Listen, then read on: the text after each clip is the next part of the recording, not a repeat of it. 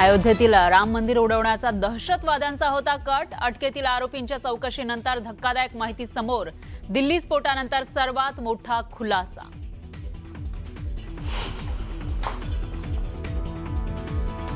फरीदाबादमधून 2900 kilo ammonium नायट्रेटचा साठा जप्त, तर लपवलेल्या 300 किलो अमोनियम नायट्रेटचा शोध सुरू। सूत्रांची न्यूज 18 लोकमतला माहिती।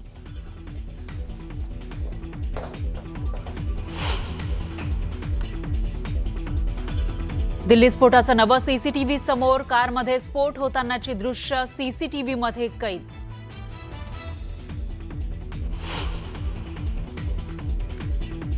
दिल्ली बॉम्बस्फोट प्रकरणाच्या तपासासाठी एनआयएच्या 10 सदस्यांची विशेष टीम गठीत। एडीजी विजय साखरे यांच्या नेतृत्वाखाली चौकशी सुरू।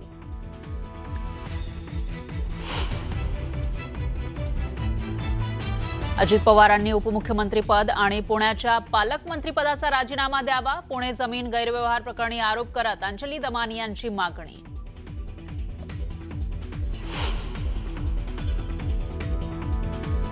अनेक ठिकाणी वंचितसोबत आघाडी करण्यासाठी काँग्रेस सकारात्मक। पक्षाला फायदा होणार असल्यास आघाडी करण्याचा पदाधिकाऱ्यांचा दावा। विजय वडेट्टीवार यांचं मोठं विधान।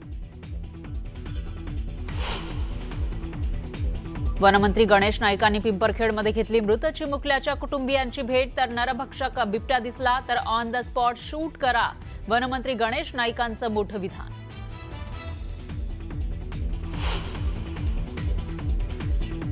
तुळजापूर ड्रग्ज प्रकरणातील संशयित आरोपीच्या भाजप प्रवेशावरून नवा वाद। खासदार सुप्रिया सुळेंचं मुख्यमंत्र्यांना पत्र। संबंधित पदाधिकाऱ्यांवर कारवाई करण्याची सुळेंची मागणी। शिवसेना पक्ष आणि धनुष्यबाण कुणाचा याबाबत सर्वोच्च न्यायालयात आजपासून अंतिम सुनावणी होते। केंद्रीय निवडणूक आयोगाने दिलेल्या निर्णयाच्या विरोधात सुप्रीम कोर्टात शिवसेना उद्धव बाळासाहेब ठाकरे पक्षाच्या वतीने याचिका दाखल करण्यात आली होती। या याचिकेवर आजपासून सुनावणी होणार आहे। सुप्रीम कोर्टातील न्यायमूर्ती सूर्यकांत यांच्या 3 सदस्यीय खंडपीठासमोर ही सुनावणी होणार आहे। पक्षचिन्ह आणि अपात्रतेबाबत याचिकांची सुनावणी एकत्र होईल अशी शक्यता आहे। तर सर्वोच्च न्यायालयामध्ये वारंवार तारीख मिळणं याचा अर्थ कोणतीच न्यायिक शिस्त नसणं असं आहे।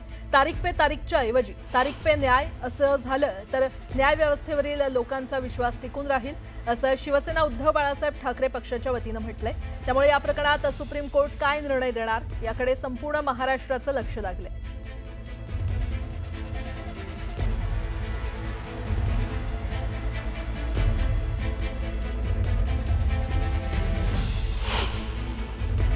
पक्षचिन्ह आणि शिवसेना यांना एकनाथ शिंदेंना देण्याबाबत जो निवडणूक आयोगाने निकाल दिलेला आहे त्या संदर्भातली सुनावणी होणं आज खरं तर अपेक्षित आहे।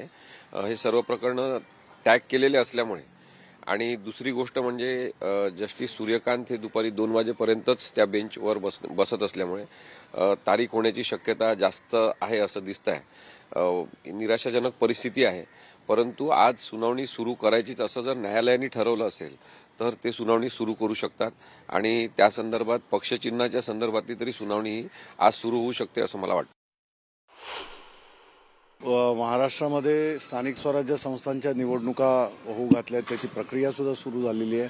पण महत्त्वाचं म्हणजे 26 नोव्हेंबर त्यांनी दिलेल्या वेळापत्रकानुसार, राज्य निवडणूक आयोग महाराष्ट्राने दिलेल्या वेळापत्रकानुसार 26 नोव्हेंबरला चिन्हांचं वाटप वगैरे होणार आहे। नगरपालिका नगरपरिषदांच्या निवडणुकांचं ते होण्यापूर्वी हे चिन्ह आणि पक्षाचं नाव याच्यावरची जी महत्त्वाची SLP आमची आहे त्यावर आज सुनावणी जस्टिस सूर्यकांत आणि जॉयमला बागची यांनी हे करून लगेचच्या लगेच निर्णय होईल अशी अपेक्षा आम्ही व्यक्त करतो। काही नाही, आमचं म्हणणं अतिशय स्पष्ट आहे पिटिशनमध्ये की हा पक्ष आणि चिन्ह दिलेलं आहे ते चुकीचं आहे। मूळ पक्ष आमचा आहे आणि मूळ पक्ष आणि चिन्हावरती आमचा अधिकार आहे, हे आमचं पिटिशन आहे। बातमीपत्राला आता सुरुवात करूयात। दिल्ली स्फोटाचं नवं सीसीटीव्ही समोर आलेलं आहे। कारमध्ये स्फोट होतानाचं नवं सीसीटीव्ही समोर आलं असल्याचं पाहायला मिळतंय। दिल्ली स्फोटामध्ये I-20 कारमध्ये जो स्फोट झाला त्याचा व्हिडिओ खरं तर आता समोर आलेला आहे. आपण पाहूयात नेमकं कशा पद्धतीनं या व्हिडिओमध्ये काय दिसतंय. खरं तर ट्रॅफिक या व्हिडिओमध्ये संपूर्ण आपल्याला पाहायला मिळते. गाड्या चालतायत आणि त्याच वेळी हा स्फोट झाला. त्याची ही दृश्य सीसीटीव्ही कॅमेऱ्यामध्ये कैद झालेली आहे. किती मोठा किती भयंकर हा स्फोट होता ते या दृश्यांमध्ये आपल्याला पाहायला मिळते. सिग्नलवरची खरं तर ही दृश्य आहेत. गाड्या चालताना दिसतायत. रेलचेल आहे. प्रचंड ट्रॅफिक देखील या व्हिडिओमध्ये दिसतोय आणि त्याच वेळी हा स्फोट झाला. साधारण 6:51 हा स्फोट झालेला आहे. त्याचा हा नवा व्हिडिओ समोर आलाय.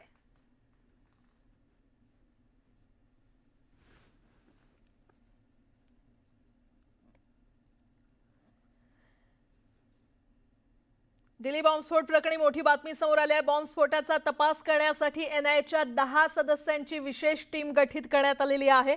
एडीजी विजय साखरे यांच्या नेतृत्वाखाली चौकशी सुरू करण्यात आली आहे. या विशेष पथकात एक आयजी स्तराचे अधिकारी, 2 डीआयजी तसंच 3 एसपी आणि 1 डीएसपी दर्जाचे अधिकारी सहभागी आहेत. तपासाची व्याप्ती वाढवण्यासाठी एनआयए आणि दिल्ली पोलिसांचे अधिकारी एकत्रितपणे काम करतायत. दरम्यान एनआयएच्या टीममध्ये मराठमोळ्या अधिकाऱ्याच्या नेतृत्वात तपास होणार आहे.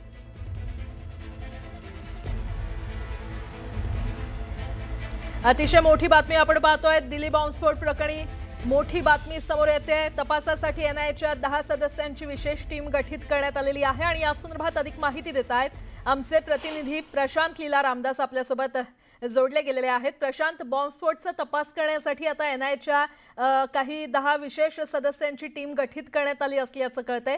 काय अपडेट?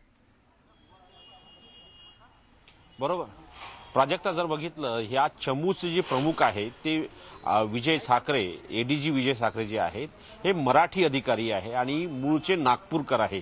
त्यांच्या नेतृत्वामध्ये 10 सदस्यीय चमू गठीत करण्यात आले, स्थापन करण्यात आलेली आहे. एनआयएच्या सूत्रानुसार ही माहिती आहे की दिल्लीच्या स्फोटाच्या संबंधित प्रकरणाचा तपास करण्याकरता राष्ट्रीय तपास यंत्रणे म्हणजे एनआयएच्या वतीने ही चमू स्थापन करण्यात आली आहे. या चमूमध्ये जर बघितलं आपण, एक आयजी लेवलचा अधिकारी, 2 डीआयजी लेवलचे अधिकारी आणि सोबतच 3 एसपी लेवलचे अधिकारी आहेत. महत्वाचं म्हणजे जर बघितलं या संपूर्ण प्रकरणाची व्याप्ती संपूर्ण देशभरात आहे. त्यामुळे एनआयएच्या अधिकाऱ्यांच्या वतीने एनआयएची 10 सदस्यांची चमू स्थापन करण्यात आली आहे. मूळचे नागपूरकर असलेले विजय साखरे यांच्याबद्दल जर माहिती घ्यायची असेल तर केरला कॅडरचे म्हणजे केरळ कॅडरचे जे 1996च्या बॅचचे अधिकारी आहे. सध्या ते राष्ट्रीय तपास यंत्रणे म्हणजे एनआयए मध्ये, नॅशनल इन्व्हेस्टिगेशन एजन्सीमध्ये जे आहे ते इन्स्पेक्टर जनरल या पदावर ते आले होते. त्यानंतर ते कार्यरत होते. त्यानंतर त्यांना आता एडीजी ॲडिशनल डायरेक्टर जनरल हे यावरती त्यांना प्रमोशन झालेलं आहे एनआयएचे म्हणून. एनआयएमध्ये असताना त्यांना ही बढती मिळालेली आहे. साखरे यांचा तपास क्षेत्रातील अनुभव हा दीर्घ आहे. त्यांनी गोल्ड माईनची केस जी आहे केरळच्या राज्यामध्ये जी गोल्ड माईनची तस्करी झाली होती त्या प्रकरणामध्ये त्यांनी अतिशय महत्वाची भूमिका बजावली होती आणि ज्या पद्धतीने त्यांनी शोध घेतला होता त्यामध्ये अनेक राजकीय संबंध देखील त्यांनी उघडत आणले होते. त्यानंतर त्यांचा वाद केरळ सरकारसोबत झाला होता. त्यानंतर त्यांना केंद्र स्तरावरती त्यांना डेप्युटेशनला पाठवण्यात आलं होतं. त्यामध्ये जर बघितलं तर सोबतच गेल्या काही दिवसापासून राष्ट्रीय सुरक्षेच्या संदर्भात त्यांनी अनेक महत्वाच्या जर बघितलं अनेक महत्वाच्या प्रकरणांचा उलगडा त्यांनी केलेला आहे. त्यामुळे विजय साखरे यांच्या नेतृत्वात निश्चितपणे असं म्हणावं लागेल की एक मोठी जबाबदारी मराठी अधिकाऱ्याला देण्यात आलेली आहे. खरंय. प्रशांत, धन्यवाद या संपूर्ण माहितीसाठी.